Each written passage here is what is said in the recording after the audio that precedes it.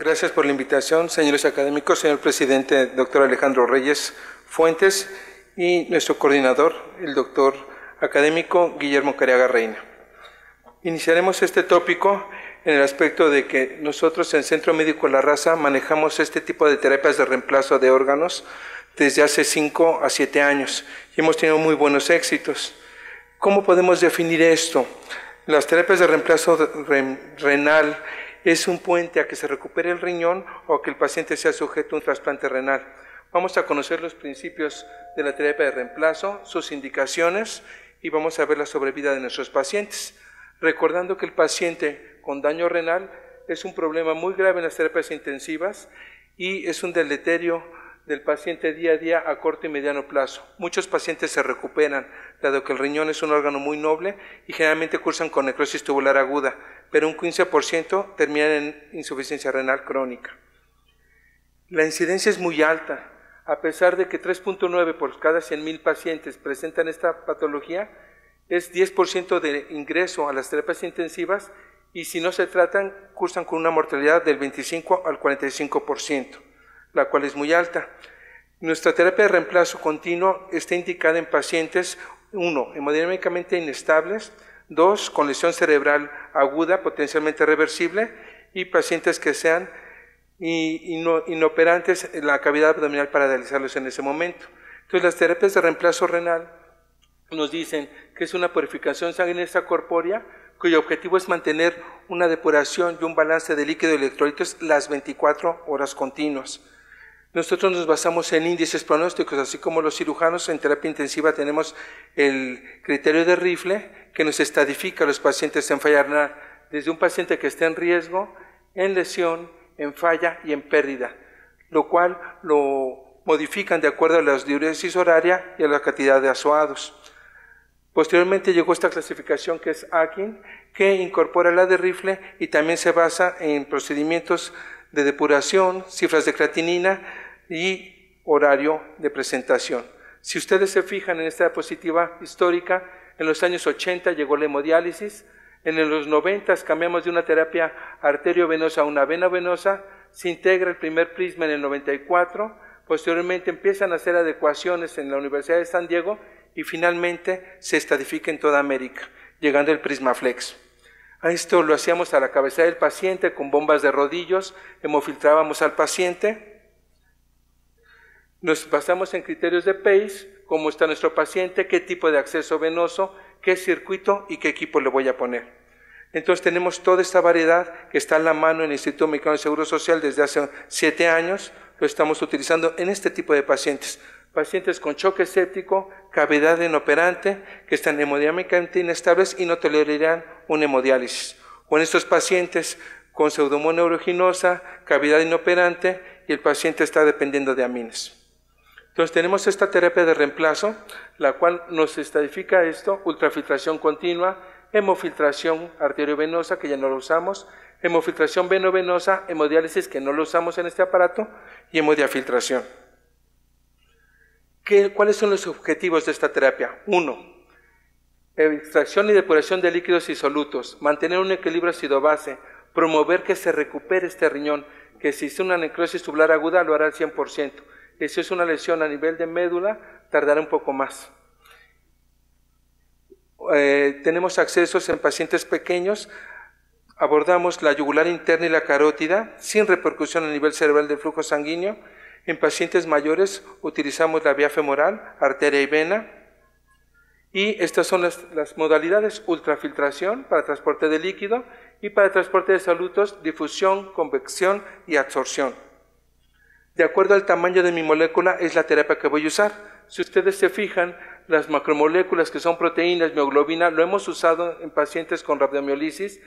En pacientes con falla nos enfocamos a partículas de moderado tamaño, mediano, con creatinina, y los pequeños son los electrolitos, que nuestro principal enemigo es el potasio.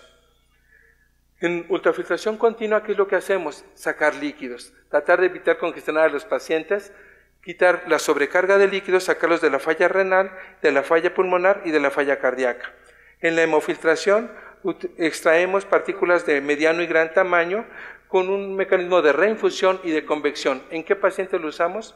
trauma, quemaduras, sepsis y falla orgánica múltiple. Esta es la que más me gusta a mí y la que recomendamos, hemodiafiltración continua, veno-venosa. Usamos para partículas de pequeño, mediano y gran tamaño. Puede extraer electrolitos, puede extraer mioglobina, puede extraer ácido úrico. Utilizamos convección y difusión y lo hemos usado en falla hepática, sepsis y falla orgánica múltiple. ¿Qué complicaciones nos pueden dar? Todas son controlables. Si el paciente lo hemodiafiltramos y sacamos poco volumen, nos tolera bien incluso el uso de aminas. Controlamos el sangrado, estos pacientes están anticoagulados y cuando están en CID franca no los anticoagulamos. Corregimos electrolitos, tenemos protocolos de infección muy estrictos. Pacientes pequeños presentan hipotermia, trombosis, lo hemos visto en un 1% de los pacientes, y pérdida de sangre. ¿Qué han hecho a nivel internacional? Los americanos, que son los que van a la cabeza, empezaron en el 2001. En este momento, al 2005, llevaban 342 pacientes con 60,000 horas de hemodiafiltración. ¿Qué estamos haciendo nosotros? Nosotros tenemos ya experiencia en 80 pacientes, manejamos niños desde 2 meses a 16 años, con un rango de peso de 4 kilos hasta 80 kilos y un promedio de horas de 12 a 120 horas. Sobrevida, 80%. Recuperación de la falla renal, 75%. ¿Cómo lo hemos combinado? La terapia Prisma la hemos combinado en pacientes con falla cardíaca y falla pulmonar. En este caso lo usamos con ECMO, es una oxigenación de membrana extracorpórea. Tuvimos un caso, 14 años de edad, infección por H1N1, arteria y vena femoral. Pusimos filtro, colocamos y corregimos temperatura y un oxigenador. Y vimos mejoría porque se usó como un ECMO pulmonar.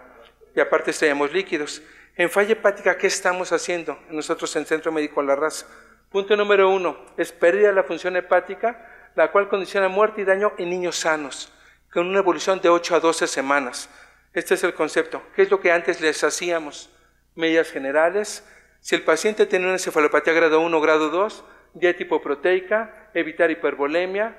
Si el paciente presentaba falla renal, darle un apoyo en este momento con hemodiafiltración, como ya lo vimos, evitar hipovolemia, mejorar y reajustar medicamentos nefrotóxicos y corregir factores de coagulación. Estos pacientes continuamente están en corrección con plasma, crioprecipitados. ¿Qué más hacemos?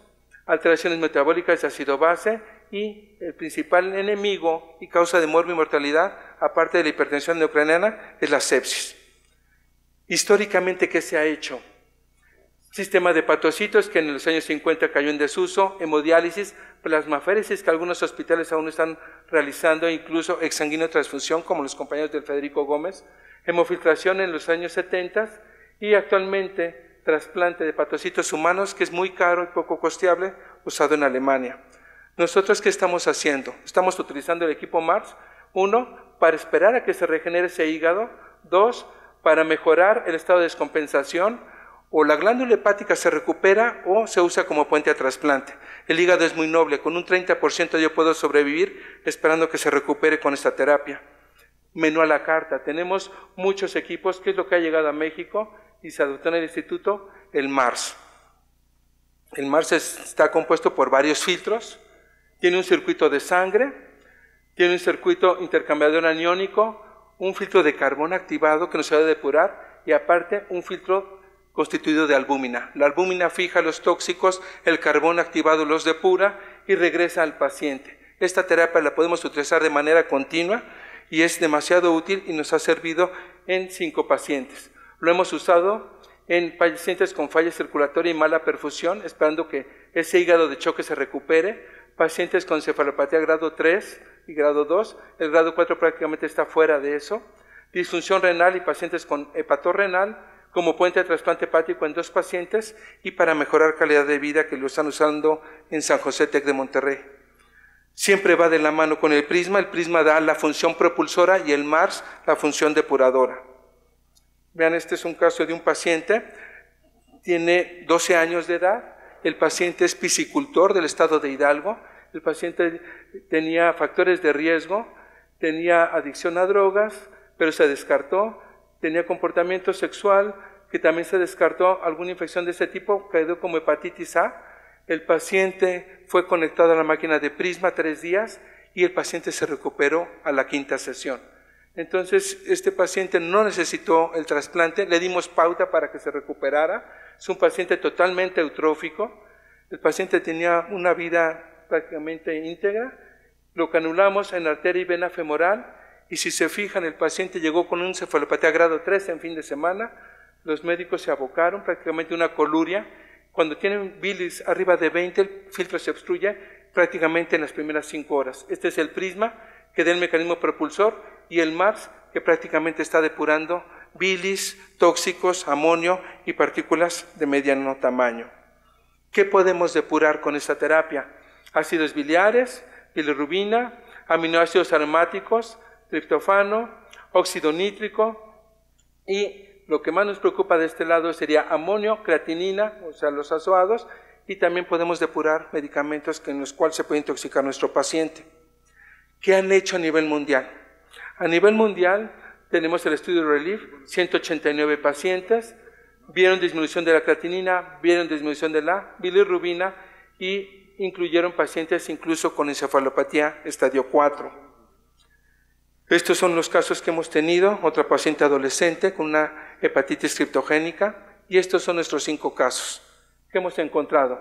Paciente femenino de 2 meses, el cual tuvo un PEL que nosotros lo agregamos a MARS 34, estuvo 8 días con nosotros, 5 sesiones de MARS, 8 horas en promedio cada sesión y está actualmente viva.